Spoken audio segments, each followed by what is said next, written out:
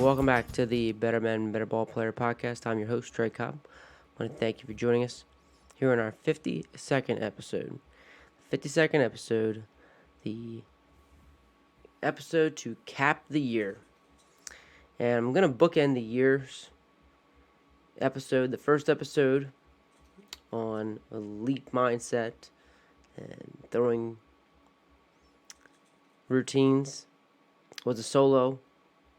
And I'm going to bookend the year, our final one of the year, with a solo format. It's a format that come to realize that I'm pretty uncomfortable with it, because I certainly don't want it to seem that I'm a know-it-all and have no means have this coaching thing figured out. Have no by any means consider myself an expert. I'm just a learner. Come to realize that I just really enjoy talking to other coaches. I really enjoy learning, trying new things. I love the networking, love the relationships. To be able to the conversations even after the podcast, when I have a video or I've got a question and I want to bounce it off a guy like Tim Deshawn from the Orioles or Willie Marshall 108 or Sheets.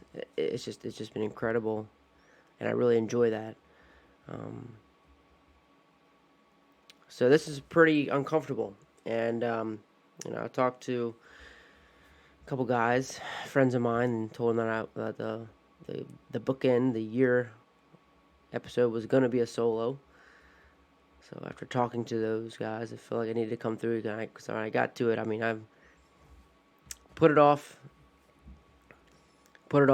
and here I am just reflecting and thinking about my thoughts that stick with me, and hoping that it continues to bring value to the listeners. Because that's really what I'm doing this. I'm doing this podcast to bring value to others, to our area. One of the best compliments that I've got is that I've given this to my staff, and my staff is listening to it. It's a coach's clinic each time we go, and I'm hoping that continues to serve here today. I got some. It's funny, after a year you set a goal and where you're at the end of the year, and you start to get some perspective on goals and where we're at and what we're doing. And so today's just a day that hopefully you can stick with me and bear with me as I kind of get a little personal and vulnerable, and just being uncomfortable, really just kind of giving my thoughts and of the year. But it's been a great ride. I've really enjoyed it, and can honestly say, like, I wanted to be here. I wanted to do this, and now just where we're at, like, hard for me to see where we're going to go in the future. But I mean, I've already got conversations lined up, and because I really enjoy that, and looking forward to those future conversations with some great coaches. Just getting down into some of the lessons that really stuck with me, and the commonalities, the common themes of the great men and women that I was able to speak to. First and foremost, were just some incredible things. Number one is just the amount of people that are just willing to share. And I think we got, timing is everything. And during the quarantine, and people were in their houses and shut down, people were very willing to share. And I think the opportunity to grab a guy like Butch Thompson, to discuss with Hannah Huseman from the Phillies, and ask those guys to sit down for a little podcast with a person they had no idea with was very invaluable. But it really, just the lesson that stuck out to me when I kept on reaching out to certain people, was just the willingness to share to any coach. The humbleness, that a guy like Butch Thompson showed me, and continues to show me each conversation we have, to serve others and be humble, is inspiring. And I think that's a lesson learned. And I look at guys that the Orioles, I mean, I got to talk to, Tom Eller, a friend of mine, Josh Conway, Tim DeShawn, Patrick Jones, Catherine Rowell. These are all Baltimore Oriole coaches to give me the time, spend an hour and a half with me. It just means a lot, and it just shows to show, like, when anybody might have, even for me, to just always be willing to share, serve, and check your ego. So many of those people that I've been able to talk to, Sheets is a national known podcaster and coach, and with thousands of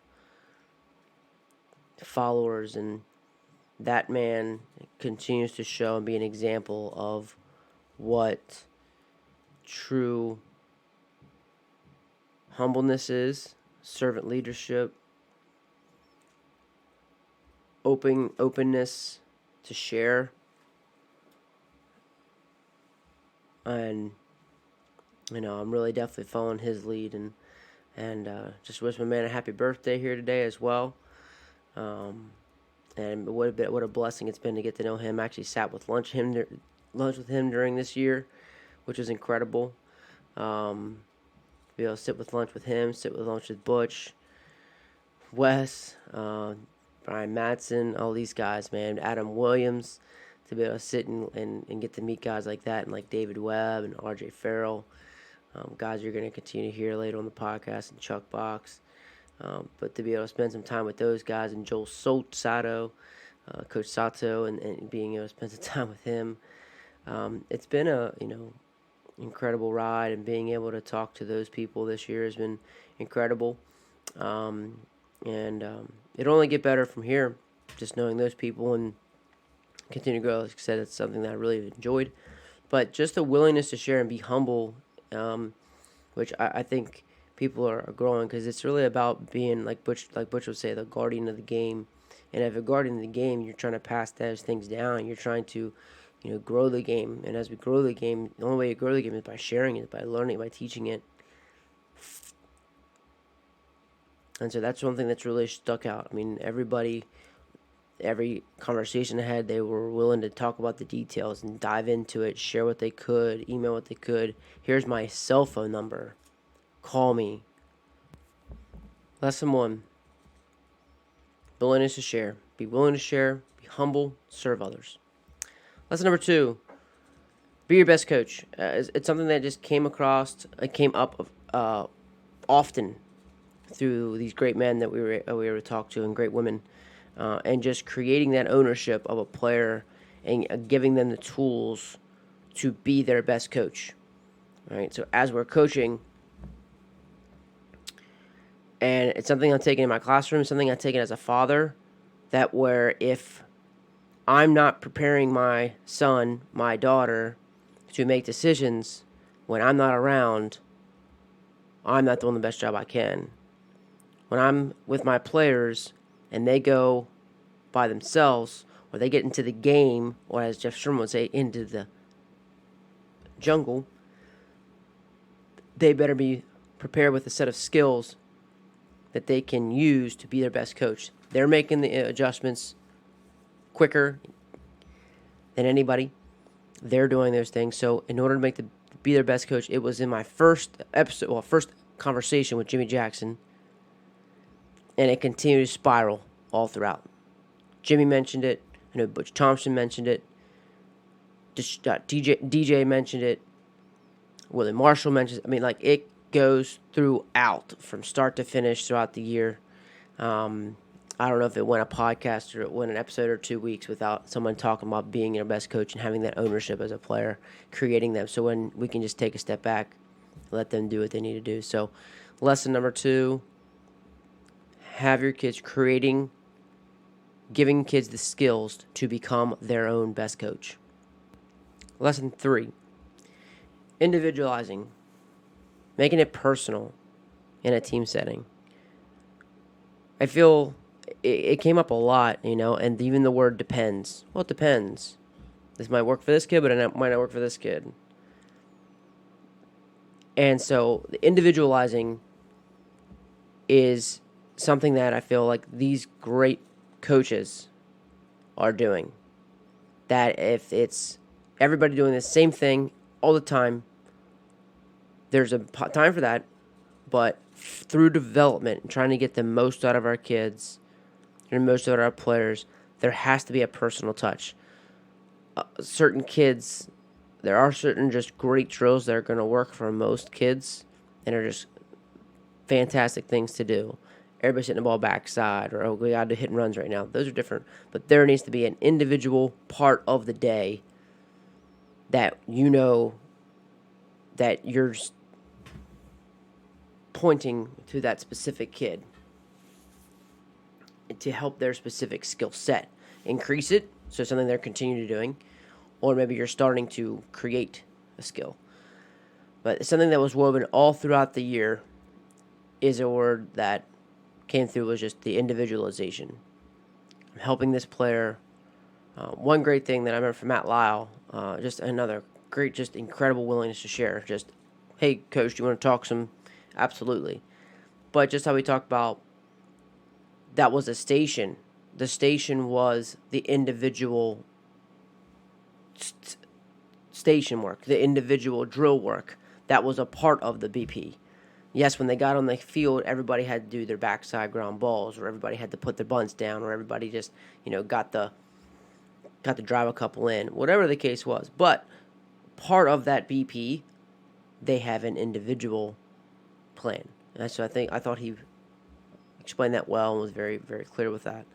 But throughout him, through even the ground ball work, you talked to Gilly and Tyler Gillum. You talked to.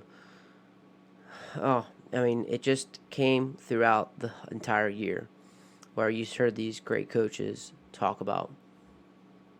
It depends. We'll work for this guy. Might not work for this guy. We need to make sure we're reaching this guy and giving this guy and his skill set. So I just think that's a great. And that's anything big, because I definitely am at fault for just making it so much more bigger than what it needs to be. But even it's just a drill, even it's just a segment of practice that we know that we're giving them what they need and showing that we do care.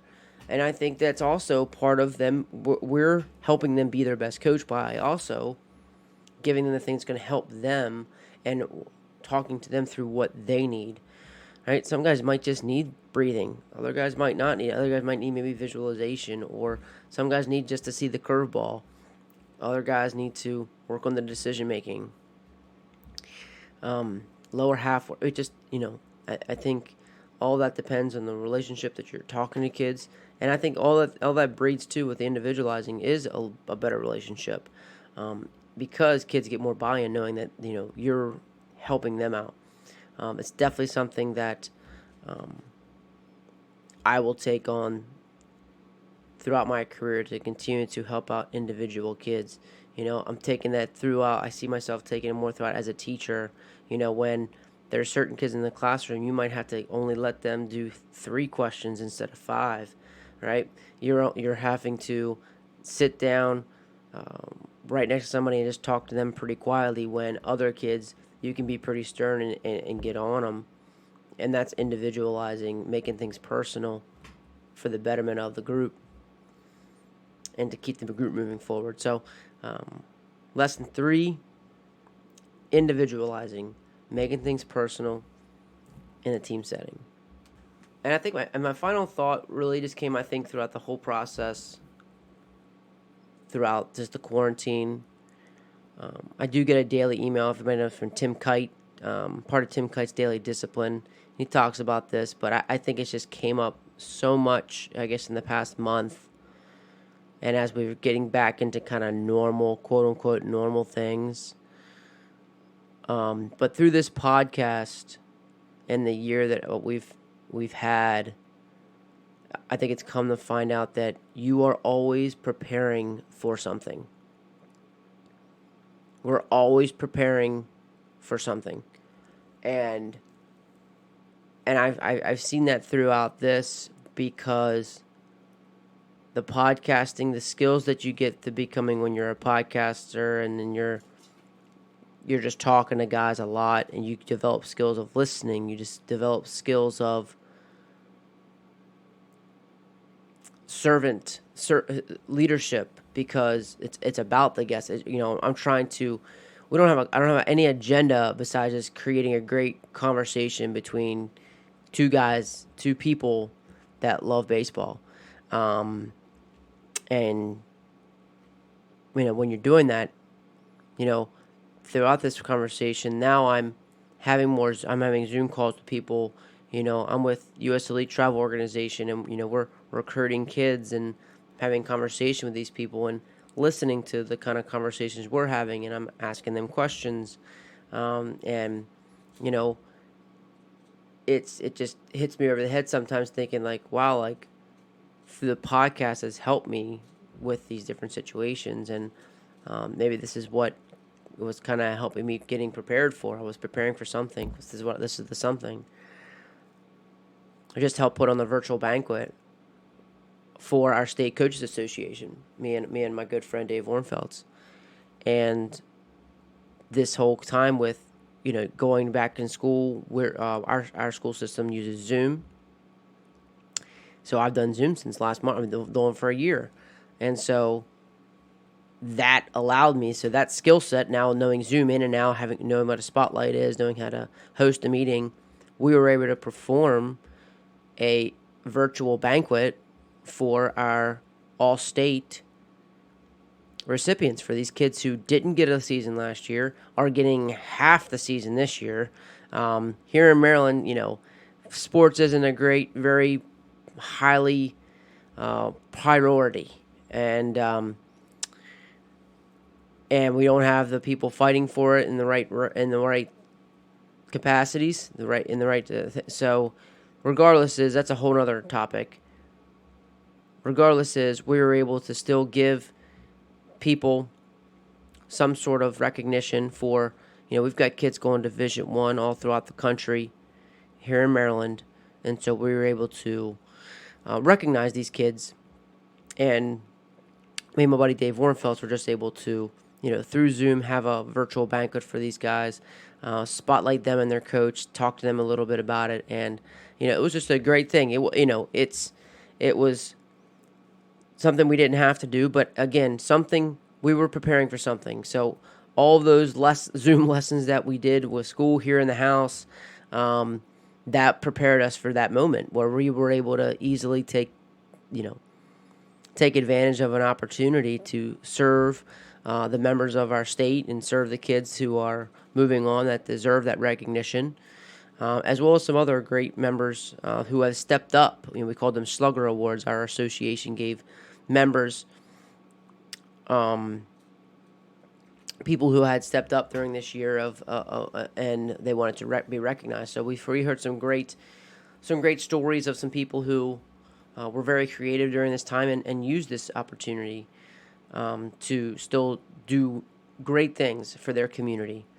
And so we were just really proud. So like I said, I think just throughout this whole process you're always preparing for something, good or bad. You're always gonna fall short. Whenever our opportunity hits, you're gonna fall back on your training. So we're always preparing for something. We're working for something, and that's good or bad. And I just that even brings up even kind of another thought I just had about like guys that continue to say, like, you hear a lot of great coaches, they all were ready to take advantage of an opportunity. When opportunity present themselves, they were just always willing to grab that opportunity. And so I hope these lessons serve well for people. I hope this serves well for you. I know these solo ones are short and simple, to the point. But like I said, this is pretty uncomfortable for me. I am very uncomfortable, and I'm hoping that I'm going to grow from this. And because I know that that's something that's where growth does happen, during this uncomfortable state. And but I do hope that through these lessons, the 4 lessons that I'm really just feeling all throughout this process. Be your best, creating players to be their best coach. Be willing to share, being humble and serving others. Individualizing through your team setting, giving a personal touch to each player, each person on your team. And then number 4, that we're always preparing for something. We're always preparing for something. Our value, something of value that you can take as we hopefully turn the corner here. We get back to quote-unquote normal life. I do think there's going to be some things that definitely came good out of this year. I mean, I can say that this podcast, man, it's been a lot of fun. I'm looking forward to the next step. I am going to be. I love gear. I know a lot of the guys on here have also loved gear, so I know where I'm gonna been dabbling with maybe some BMBB, Better Men, Better Ball Player gear. Looking at some T-shirts and hats, and I'm a journal guy, so I mean I put together a journal too. I think a journal will be really cool. My buddy Mike Kipe, who did the logo for us, man, I want to keep getting his logo out there. I think it's really really neat, and really thankful for him and our friendship and everything he's done for me with that. But yeah, man, you're gonna see some gear come out. Please keep sharing the podcast. If I can find on iTunes, Podbean, I have a YouTube channel. It goes right to my YouTube. Coach3cobb.podbean.com is where you can find it on Podbean. And you can now find us on Facebook, Instagram, Twitter. Those are the things that we continue to grow. And but yeah, check the gear out when the gear comes out. And love. I keep loving to hear the feedback. Let me know how I can help. Let me know any other guests too. That if there's anything specific you want to hear, would love to hear feedback. By all means, take my number down, 301-992-4301. Feel free to text, call. And if you got a guy that wants to talk some baseball, is a great grower of the game, and a guardian of the game like Butch Chapin said, I guess one of the biggest things that sticks out to me too, man. The guardian of the game was a powerful statement. So, feel free to reach out, email me TreyTCobb@gmail.com. We continue to grow this thing, continue to do some great work. I want to thank you for sticking with us. Hope these 4 lessons were able to provide some value to you. Continue to share them. Hopefully it stuck with you. Something stuck with you like it stuck with me these past 52 episodes. And again, thanks you for all the support. Let's continue to share. Let's continue to grow the games. Continue to grow the game the best way that we can. Because I agree with Chuck Box. I think that the term "the right way" is still very objective. And so let's just do this the very best that we can. And growing it one player at a time to become their best coach. Giving them personal touch. To be humble. Serve them. Because we are always preparing for something. So, until next week, keep getting better.